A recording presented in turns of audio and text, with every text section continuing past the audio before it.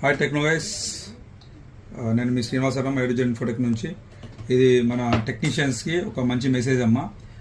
ఎట్లాంటి ఈ మధ్య మనకి స్టోలెన్ అంటే దొంగతనం చేసిన ఫోన్లు కానీ, దొరికిన ఫోన్లు కానీ, లాక్ తీయమని కానీ మీ దగ్గరికి, లేదా నెట్వర్క్ ఇష్యూ మీద మొబైల్స్ వస్తున్నాయి. చూడాలి మనం.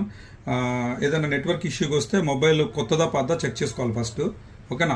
చెక్ చేసుకుంటే ఇప్పుడు మన గవర్నమెంట్ ఆఫ్ ఇండియా వాళ్ళు ఏం చేశారంటే ఒక వెబ్సైట్ అనేది మనకి పెంపొందించడం జరిగింది అనమాట. అది వచ్చేసి ఆ వెబ్సైట్ పేరు వచ్చేసి CEIR గవర్నమెంట్. ఓకేనా? అంటే దీంట్లోకి వెళ్ళేసి మనకి అంటే మనకు మన మొబైల్ జెన్యునా కాదనే చెప్పడం కోసం ఉండే ఒక ఇదనమాట. రైట్. ఇప్పుడు నా దగ్గరికి ఒక కంప్లైంట్ తోటి ఒక మొబైల్ వచ్చింది. ఓకేనా? దీన్ని ఏమనుభవి నేను దాన్ని చెక్ చేస్తాను. నేను చూడండి ఒక్కసారి. ఓకేనా? దీంట్లో వచ్చేసి నేను *#06# కొడితే దీని ఐఎం నెంబర్ షో అయితే. ఓకేనా? ఇక్కడ మనం ఇది ఈ సైట్ ఓపెన్ చేసి దీంట్లోకి వెళ్ళాలమ్మా. మనం అప్లికేషన్స్లోకి వెళ్తే ఇక్కడ IMA వెరిఫికేషన్ వస్తుంది. ఇట్లా IMA వెరిఫికేషన్ వచ్చినప్పుడు దీంట్లో ఈ క్యాప్చర్ కోడ్ అనేది మనం చేసేసి మన మొబైల్ నెంబర్ ఇచ్చి గెట్ ఓటీపీ కొట్టినప్పుడు మన మొబైల్కి ఓటీపీ నెంబర్ అనేది మనకి రావటం జరిగిద్ది అనమాట. ఇలా ఈ IMA వెరిఫికేషన్లోకి వెళ్ళేసి ఇవి ఇచ్చుకొని మన నెంబర్ ఇచ్చినప్పుడు ఓటీపీ వస్తుందమ్మా. ఓటీపీ ఇచ్చినప్పుడు వెరిఫై ఓటీపీ అని కొట్టాలి.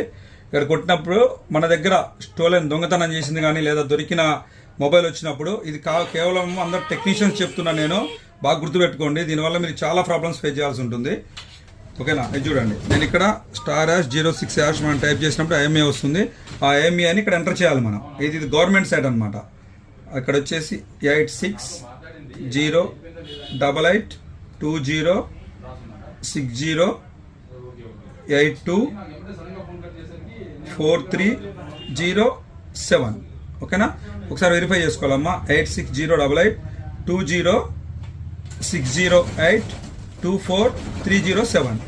ఇట్లా సబ్మిట్ కొట్టగానే మనకి చూడండి ఇక్కడ IMEI ఈజ్ బ్లాక్ లిస్ట్ అంటే ఇక్కడ ఒక వార్నింగ్ అనేది చూడండి.